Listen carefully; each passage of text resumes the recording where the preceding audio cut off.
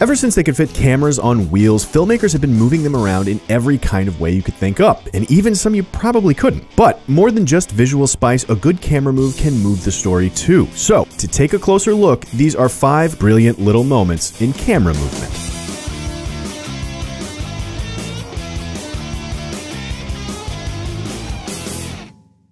In one way or another, we're all reading films. We extract information and ideas and clues about the plot, the characters, the people, to construct a mental representation of the story in our heads. And sometimes that's just about as simple and straightforward as reading actual words on screen, or listening to the words coming out of a character's mouth. A little more complex, but nothing a basic primate can't handle, we watch action and figure out what it is. Beyond that, we make inferences as to things that are hinted at, guess at character motivation, put 2 and 2 together to figure out the killer. And we've talked before about how edits can say things themselves, how there can be information embedded in a cut, but the camera has a voice too. Most of the time, that voice is quiet, a whisper we've learned to ignore. It says, look at this and this. This is important over here. So we look and we read the this and ignore the look at and go on about our day. If you only ever move the camera for a motivated reason, as commercial cinema usually does, for a reason that comes from the story, the characters, the plot, it will disappear behind its motivation. Its artifice will become invisible. Maybe it's a physical reason. A character walks, so you need to follow them. Or maybe it's a narrative reason. You turn the camera to reveal some extra information that we need to know. But you don't just move the camera of its own accord.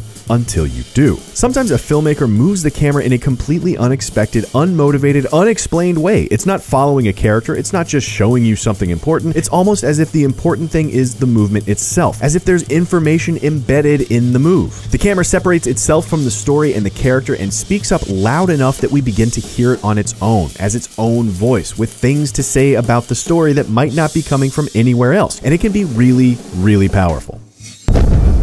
Our first unmotivated camera movement, and probably our most familiar, is the slow push-in. This move happens all the time. We even talked at some length about it back in our original Brilliant Moments breakdown. But the slow push-in is a perfect first example of the camera's voice being heard. It's not reframing, just creeping slightly closer. It doesn't just say look, it says look harder. There's something below the surface. There's more than meets the eye. It knows how we would read a shot statically and then asks us to consider it with just a little more importance. And for a brilliant example, check out this twofer from the beginning of The Assassination of Jesse James by the coward Robert Ford. You heard word 1 about the wife of Confederacy's Jefferson Davis, didn't you? I didn't. No, you didn't.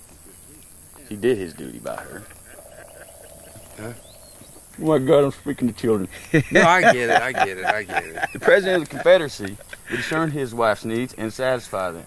At this point in the film, we've seen nothing more than a brief biography of Jesse James. We don't even know who Casey Affleck's character is. And yet, without even a word, we know everything about what's happening here because of how it's shot. Here, try it one more time with the push-in removed. He did his duty by her. Oh my God, I'm speaking to children. No, I get it. Less meaningful, right? This push-in says something important is stewing inside this man's head, while this one says narrow your focus, this is more than a group of men, look closer at the one in the middle. But put them together and they become more than the sum of their parts. The dual push-ins connect the meaning just as they're connected in motion. And what comes out of that alchemy is a sense that there's a special moment happening between the man with the gaze and the object of his gaze. Some kind of special longing or interest or desire that Casey Affleck feels towards the man in the middle of this frame, all without a word of exposition, just simple camera talk.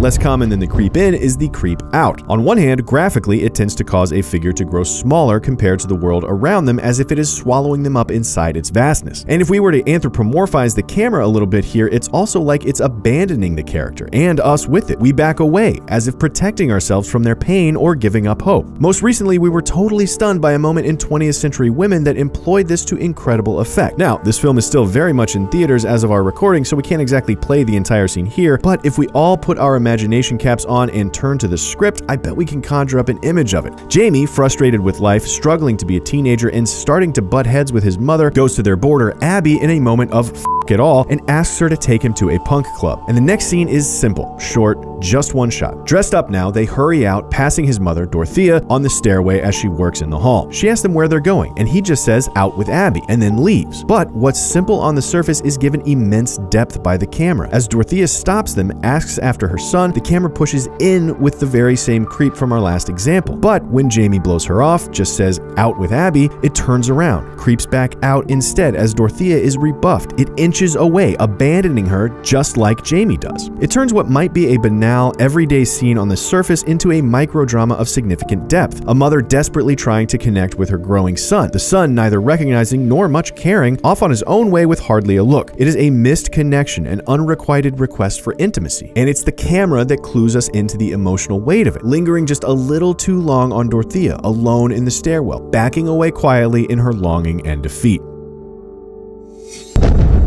Okay, back to some actual footage. For our number 3, we're looking at a brilliant little moment when the camera actually turns away, when it averts its eyes, specifically chooses to spare us from seeing something we're led to believe is coming. And we know what you're thinking. Reservoir Dogs. Either because you remember the ear scene or because we're straight up showing you footage from it right now because we're trying to make up for the whole number 2 where you had to look at actual words, God forbid. And that shot is incredible. Really, truly genius. But for our number 3, we're looking at the moment it takes its inspiration from a little Hitchcock film called Marnie. By this point in the film, Marnie has been blackmailed by a man named Mark Rutland into marrying him after she was caught stealing from his company. On their honeymoon cruise, she declares her discomfort with men and refusal to be touched by them. Mark is chill about this for like all of a couple of days before deciding he's had enough and forcing himself upon her. Then we get this.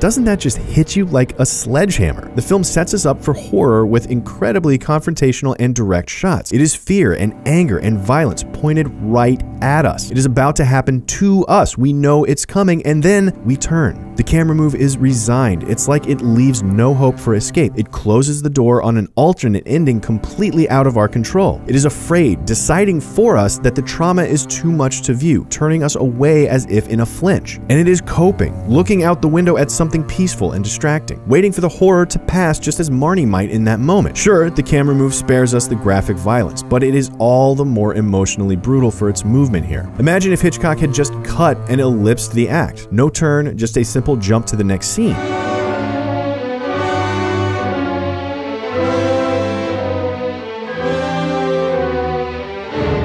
We would be left wanting, waiting, expecting, but not resigning, fearing, or coping. So much of the conversation would be lost by cutting out the simple pan because that much of the conversation was happening within it.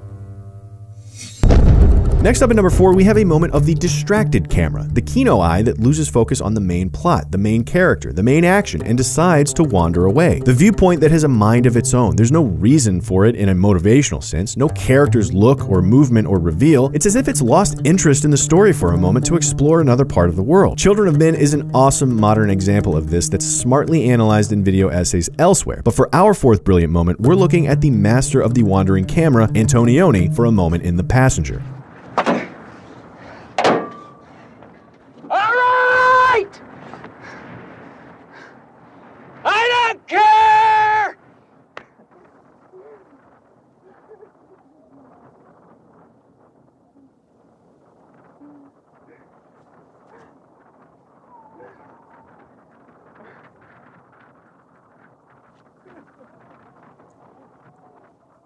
This moment is so particularly special because it's as if the camera is speaking how it normally does, whispering to us, look at this. But then it points at what to look at, and there's hardly anything there. And in the absence of an object, we suddenly notice the looking mechanism. There's a vacuum within which the turn can be felt. It breaches our normal expectations, asks us to interpret it on its own merits, and personally, we find it terribly moving, lonely, empty, detached, similar to The Creep Out, but not quite the same. The camera is saying this man's plight isn't important. Perhaps it is an answer to his yells, and the answer is nothing. Or perhaps the camera has the same motivation as it does just a minute prior when, as he's spinning his wheels, it gets distracted by the beauty of the sand carried on the wind. It's sad, poetic even, but also whimsical and curious. Antonioni spoke of the film in an interview stating that he, quote, no longer wanted to employ the subjective camera. In other words, the camera that represents the viewpoint of the character. Indeed, searching, wandering, drifting, exploring like this, the camera becomes its own character and speaks with its own voice.